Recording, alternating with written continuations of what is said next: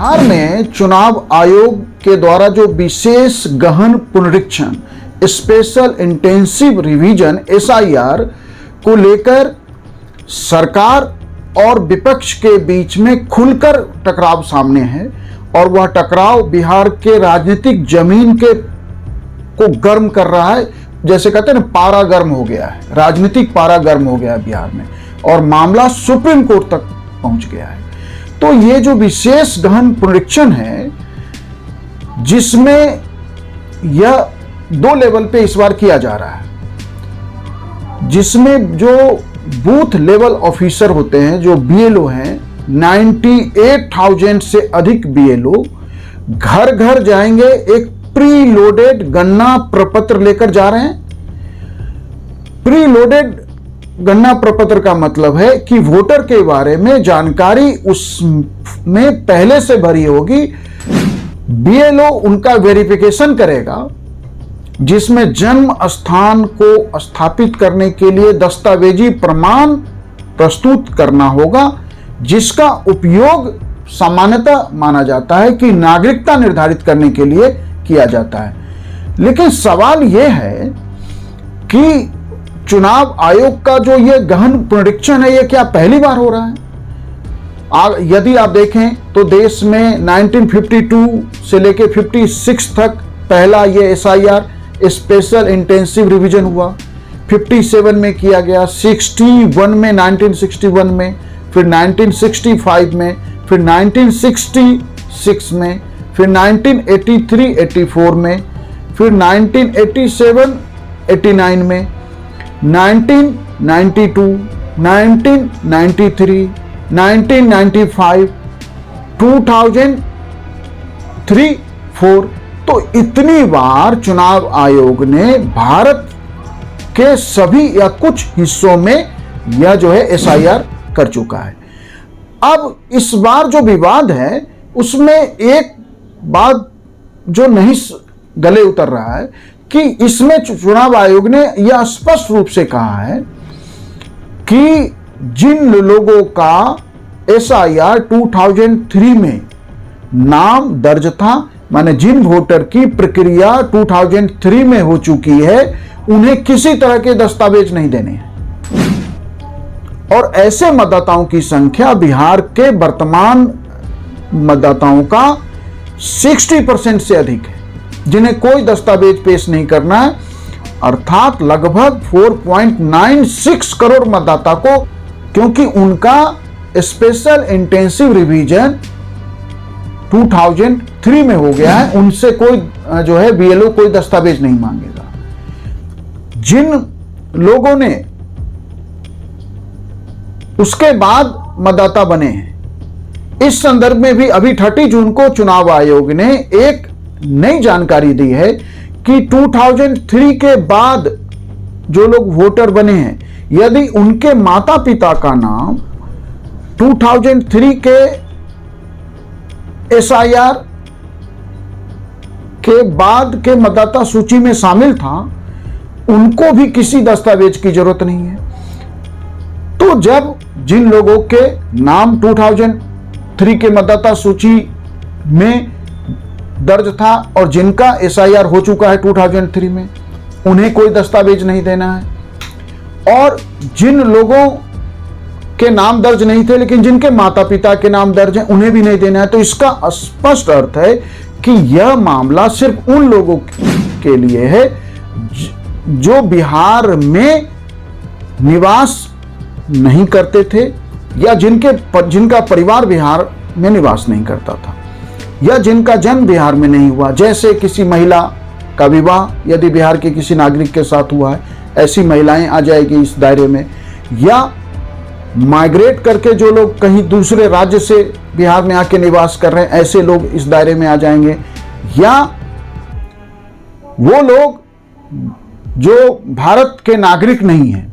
यह जो विवाद है इसी बात को लेकर है। तो इलेक्शन कमीशन के जो जानकारी है उसके अनुसार तो लगभग 80% से अधिक मतदाता के लिए किसी वेरिफिकेशन की जरूरत ही नहीं होगी। क्योंकि वो SIR 2003 में थे या उनके माता पिता उस SIR में शामिल थे।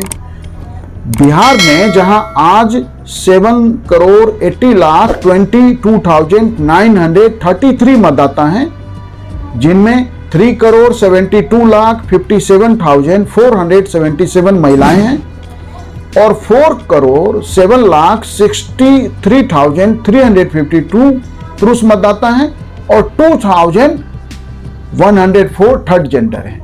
जो 11 दस्तावेज की सूची इलेक्शन कमीशन ने दिया है, जिसमें से कोई एक दस्तावेज BLO के आगे प्रस्तुत करना अनिवार्य किया गया है कि यदि आप केंद्र या राज्य सरकार के नियमित कर्मचारी हैं तो जो भुगतान आपको सैलरी मिलता है, या आप पेंशन होल्डर हैं तो जो आपको सैलरी मिलता है उसका प्रपत्र दिखाइए, या 1 जुलाई 1987 से पहले का कोई पहचान पत्र होना चाहिए।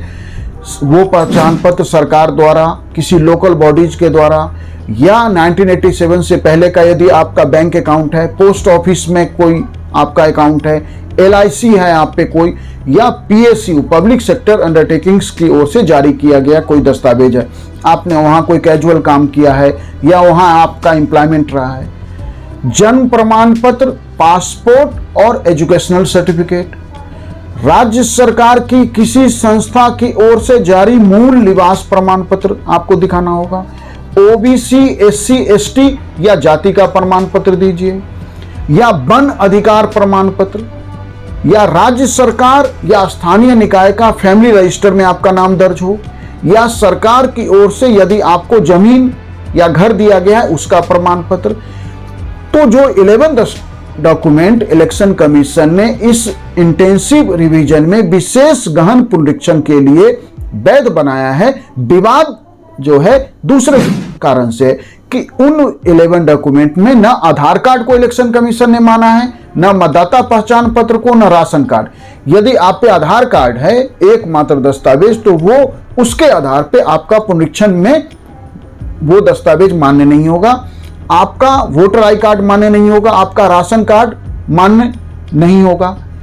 तो सवाल यह है कि इलेक्शन कमीशन ने आधार कार्ड को या वोटर आई कार्ड को या राशन कार्ड को आवश्यक डॉक्यूमेंट क्यों नहीं माना? सवाल जो है, जो विवाद है वो इसी बात पे, और मामला इसी कारण से सुप्रीम कोर्ट में गया है। सुप्रीम कोर्ट ने इलेक्शन कमीशन से कहा है कि वह इन्हें भी जरूरी दस्तावेज के रूप में शामिल करने पर विचार करे। इलेक्शन कमीशन ने इस संदर्भ में कोई घोषणा नहीं की है। तो सवाल यह है कि यह गहन पुनरीक्षण कोई पहली बार नहीं हुई है।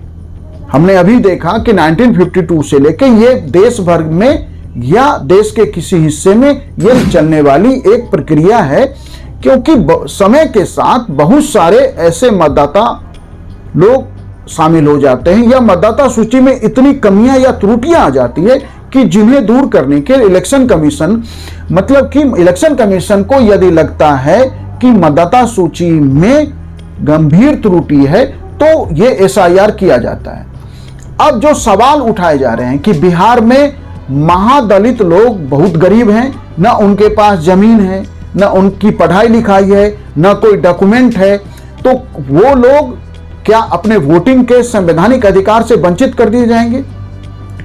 अब इस संदर्भ में जो विपक्ष की ओर से जो डाटा उपलब्ध करा जा रहा है कि जन्म के 21 दिनों के भीतर बिहार में जो जन्म का रजिस्ट्रेशन है, वो रजिस्ट्रेशन सिस्टम की जो रिपोर्ट है, सिविल रजिस्ट्रेशन सिस्टम की रिपोर्ट 2022, उसके अनुसार अभी भी सिर्फ 71.6% जन्म के 21 दिनों 21 डेज के अंदर रजिस्टर्ड होता है।